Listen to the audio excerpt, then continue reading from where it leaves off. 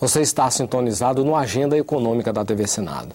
Nós vamos discutir hoje aqui a questão do novo ciclo de desenvolvimento do Brasil. Estamos aí próximos de um novo governo, da presidenta Dilma Rousseff, e o cenário é um cenário de incerteza. No Brasil, o cenário é bom em termos econômicos. Nós temos crescimento econômico, temos recuperação dos níveis de emprego, as vendas estão bombando, principalmente da indústria automobilística e outros produtos industrializados, mas temos também algumas coisas contra o crescimento, que são os juros altos, que é a questão também do câmbio, que está preocupando muitos setores, principalmente os exportadores. E para discutir essa questão do desenvolvimento e esses entraves ao desenvolvimento, o que aguarda o novo governo, que se prepara para assumir a partir do dia 1º de janeiro, está aqui conosco o professor Júlio Miragaia, do Conselho Federal de Economia. Participa dessa entrevista o jornalista Carlos Augusto Sete. Professor, muito obrigado pela sua presença aqui nos estúdios. Eu que agradeço, estamos aqui uma vez. Eu queria começar a nossa conversa por alguns dados publicados pelo IBGE do último censo. Começaram a aparecer já os primeiros dados, é um censo muito esperado, só ocorre a cada 10 anos. E, segundo o Censo Demográfico de 2010, o Brasil tem uma população de 190 milhões e 700 mil pessoas. Comparando com o censo do ano 2000, a população urbana cresceu de 81% para 84%. E continua havendo grande concentração na região sudeste do país, com 80,3 milhões de pessoas, que representa 42,1% da população. A população da região norte subiu de 7,6% para 8,3%. E a do centro-oeste, de 6,9% para 7,4%. Em termos de política de desenvolvimento, qual é a importância desses primeiros dados divulgados pelo censo de 2010? A questão mais importante revelada pelo censo demográfico é a continuação de um processo de deslocamento populacional, né, no Brasil, que vem acontecendo desde meados do século passado, em direção à fronteira oeste e à fronteira norte. Mais uma vez, a região centro-oeste e a região norte, elas crescem, né, em termos de participação na população total. Esse é o aspecto assim, que mais chama atenção. Não obstante, em todas as regiões ter ocorrido um crescimento populacional, inclusive até um pouco além das expectativas iniciais, né, que apontavam uma expectativa de uma população abaixo de 190 milhões, e chegamos a quase 191. Nas outras regiões houve um crescimento, mas no norte e no centro-oeste esse crescimento foi perto do dobro, né? O ritmo de crescimento próximo ao dobro verificado nas regiões nordeste, sudeste e sul. Então isso fica muito claro, esse deslocamento. Mas tem outros aspectos importantes. Temos também um decréscimo da população rural. Mais uma vez a população rural caiu no Brasil, foram 2 milhões de habitantes a menos residindo em áreas rurais, e esse crescimento de 21 milhões de habitantes nesse período, em 10 anos, na verdade a área urbana, a população cresceu em 23 milhões, né, e a área rural perdeu 2 milhões de habitantes. Hoje está, pela primeira vez, desde os anos 60, a população rural no Brasil fica abaixo de 30 milhões de habitantes. Né? Então, é uma tendência inexorável. E um outro aspecto importante é o crescimento populacional nas cidades de porte médio. Isso, mais uma vez, esse censo confirma, e a cidade de porte médio, a cidade entre 100 e 500 mil habitantes no Brasil, principalmente nesse intervalo, elas estão crescendo o dobro da taxa de crescimento das capitais, das grandes capitais. Então, é um aspecto importante e é positivo, porque, de alguma forma, reduz um pouco aquele processo, né, de inchaço que acontece nas grandes áreas metropolitanas. O impacto para o desenvolvimento, ele acontece principalmente pelo fortalecimento do mercado interno. Né? Hoje, as principais economias emergentes no mundo são aquelas economias que possuem um grande mercado interno. É isso que dá base para um processo de crescimento, de desenvolvimento sustentável. A gente ouve falar muito da China e da Índia, mas isso acontece também hoje na Indonésia, isso acontece no México, isso acontece no Paquistão, na Turquia, que são países que têm uma população aí da ordem de 80, 100, na Indonésia mais de 200 milhões de habitantes.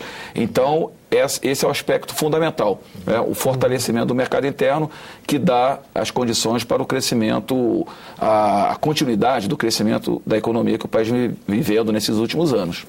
Agora, doutor Júlio, olhando historicamente, dos últimos anos até este ano, como o senhor falou, a região centro-oeste foi uma das que tiveram crescimento populacional, mas a região também teve um crescimento, o maior crescimento econômico. O crescimento do PIB do ano 2000 para o ano 2008 da região centro-oeste foi da ordem de 2,5%, de 8% para 10%. Comparando com outras regiões, foi o que mais cresceu. Quer dizer, aumentou a população, aumentou o PIB. O que significa isso? Qual é o fenômeno que está por trás desse crescimento das duas variáveis? No caso, uma puxa a outra, inclusive, né? Porque onde tem progresso, né, puxa o crescimento populacional, porque significa fluxo migratório, né? E hoje que aquele fluxo migratório tradicional que existia do Nordeste para São Paulo, hoje esse fluxo ele reduziu, né? Não só São Paulo, como as grandes metrópoles do Centro-Sul, hoje ele está direcionado principalmente para o Centro-Oeste.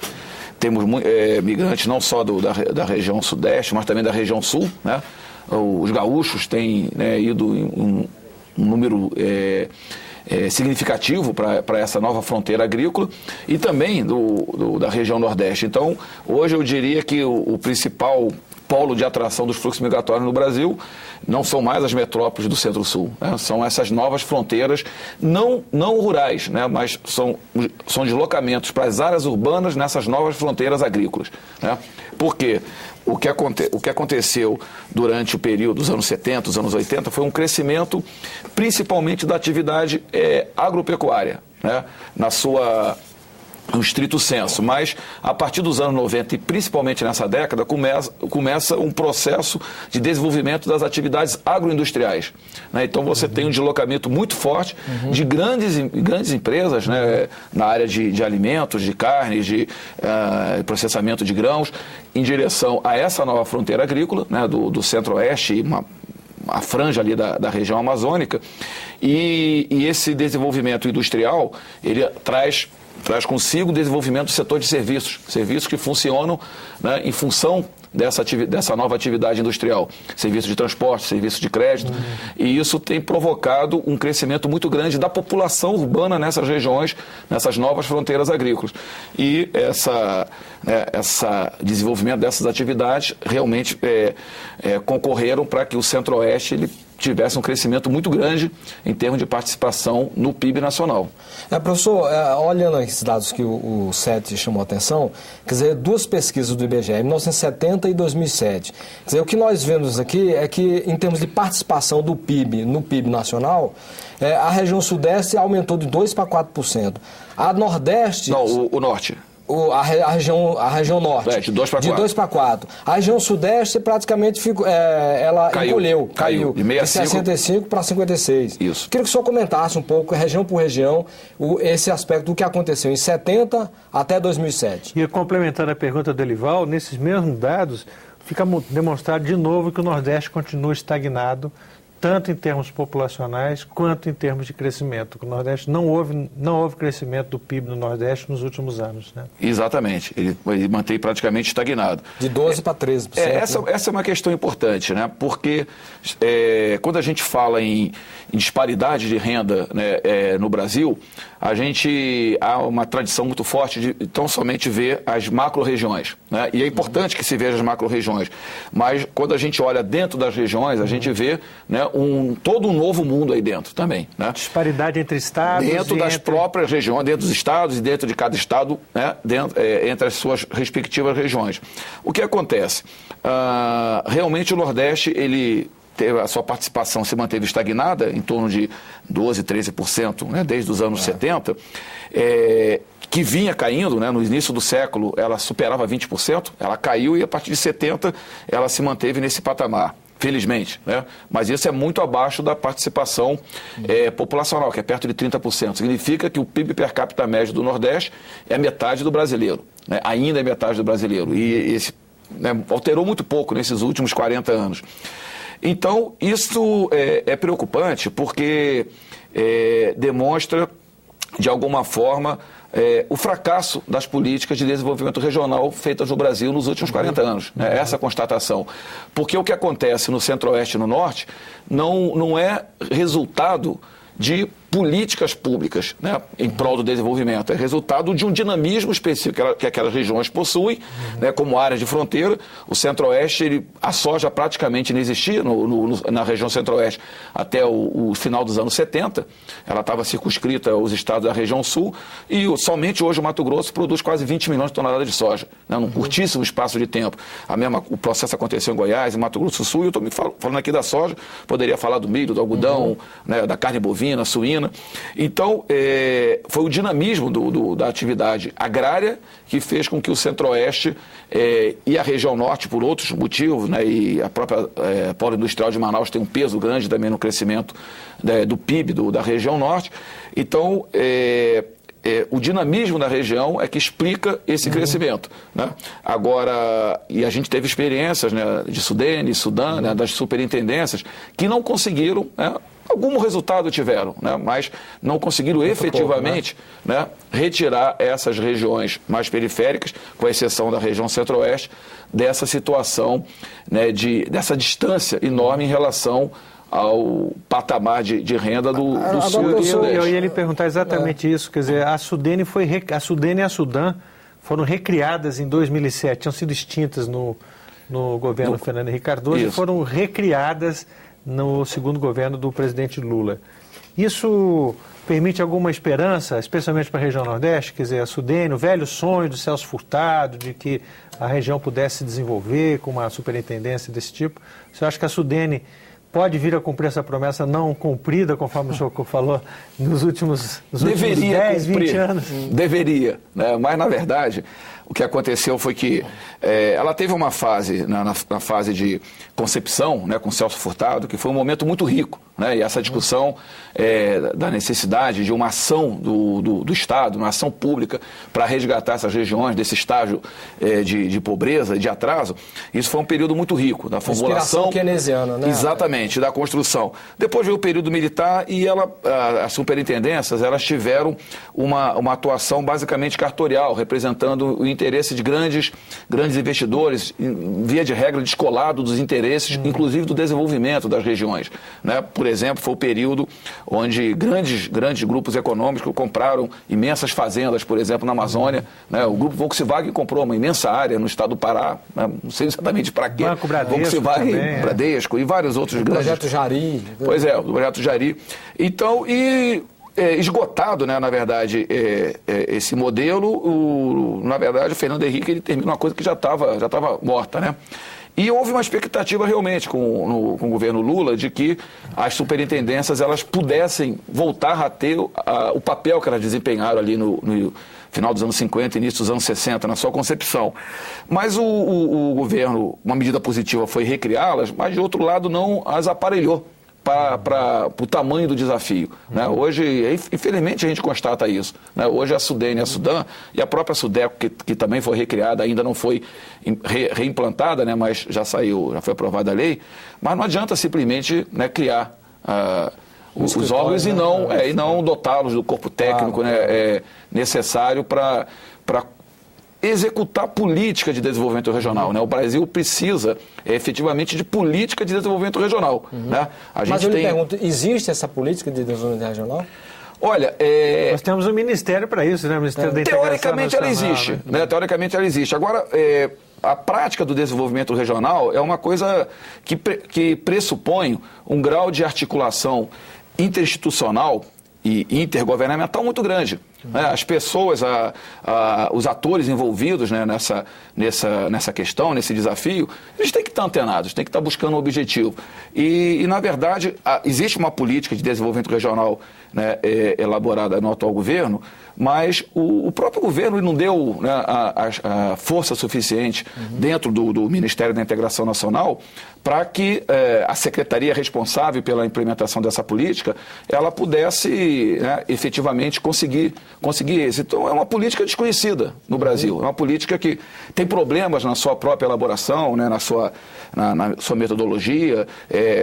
derivado aí da falta de uma articulação com... Né, porque, não é verdade, não é o Ministério da Integração, ele é um articulador, não é ele que na ponta faz. Quem faz o desenvolvimento regional é o Ministério do Desenvolvimento dos Comércios, é o Ministério da Agricultura, é o Ministério do Transporte, é o Ministério de Minas e Energia. A ação desses ministérios é que vai provocar ou não o desenvolvimento das regiões. Né? Então, o papel do Ministério da Integração é de articulador. Né, é de fazer com que esses ministérios se articulem nas regiões, com os estados e com os atores locais, e aí sim, né, consegue produzir, né, essa política. Agora, não houve a devida atenção, né, para esse tipo de desafio, e é uma política que existe, né, no papel, mas que na verdade na prática ela não funciona. Agora, professor, o que aconteceu com a região sul? Que em 1970 a região sul participava com 17% do PIB do país. E em 2007 ela continua com 17%. A região é um quadro interessante, inclusive porque ela perde população, né? O que significa que a região sul ela tem se fortalecido economicamente. Se a gente observa aqui, a participação da população cai de 17,7% para 14,4%. Né? Então, é um processo, o que o professor Clério Campolina da Universidade Federal de Minas Gerais chama de uma desconcentração reconcentradora da atividade industrial no Brasil. Né? Ela sai do eixo ali Rio-São Paulo, principalmente São Paulo, né? São Paulo. Deixa eu ver se me recordo dos dados. 1970, as duas áreas metropolitanas, São Paulo e Rio de Janeiro, mais São Paulo, representavam 57% do valor da transformação industrial no Brasil. 57%, né? Quase 60%. E agora, 2, 3 anos atrás, já estava abaixo de 30%. Né? Perdeu quase 30 pontos percentuais. Para onde foi? Exatamente. Minas Gerais absorveu um quinhão. Né? O interior de São Paulo houve deslocamento, né? Grandes polos industriais, Campinas, Ribeirão Preto, Sorocaba, mas a região sul, Santa Catarina, Paraná e Rio Grande do Sul, desenvolveram muito a sua atividade industrial. Na verdade, só o Rio Grande do Sul tinha uma tradição mais antiga, Paraná e Santa Catarina se industrializaram muito, e isso fez com que a região tivesse um ganho em termos de participação, né, dentro do PIB nacional. Agora, houve um momento de deslocamento industrial para o Nordeste. A Bahia, especialmente, recebeu fábricas que vinham do Sul, que fecharam no Sul. Ford, né? A Ford, fábricas que, enfim, por questão de incentivo fiscal e etc. A Bahia, houve um boom na Bahia, até a questão do polo petroquímico de Camaçari. O oeste do estado parece que sofreu também um boom agroindustrial. A Bahia não, quer dizer, o Nordeste não conseguiu atrair essas indústrias que são expulsas de São Paulo por conta de o peso do Nordeste no PIB industrial não chega a 10%, com todo esse deslocamento. Né? Na verdade, porque algumas ilhas foram criadas, né? No caso ali na região metropolitana de Salvador, né? Próximo a Recife também houve um desenvolvimento industrial, Suape puxou muito isso, a região metropolitana de Fortaleza e uma outra coisa a mais, né? Mas não teve o mesmo processo. Você olha o estado de Santa Catarina, que é um estado pequeno em comparação com a região Nordeste, né? E você vê grandes, né, inúmeros polos industriais, Joinville, Blumenau, Criciúma, Chapecó, Itajaí. E agrícolas ao mesmo tempo. E agrícolas também, e uma região agrícola rica. Então o Nordeste, talvez, acho que atualmente está em curso um processo de deslocamento de investimentos industriais mais desconcentrado no Nordeste, em função do movimento que acontece, mas é muito recente, ainda não gerou não é visível nos números, mas esse processo de crescimento da renda das populações mais pobres do Nordeste. Né? Isso tem provocado um aumento muito grande, né, para a dimensão dessa renda, que era muito baixa, e isso tem feito com que tenha criado uma escala para a implantação de investimentos industriais no Nordeste, né, para alguns segmentos, principalmente nos segmentos que atendem ao consumo, né, aos bens de consumo duráveis e não duráveis, mas de uso mais popular. Então isso tem se produzido no Nordeste. Talvez a gente perceba nos próximos 5 anos já um deslocamento, né, o Nordeste talvez ultrapassando essa barreira dos 10% no PIB industrial. A questão da infraestrutura do Brasil no próximo bloco. Aguarde.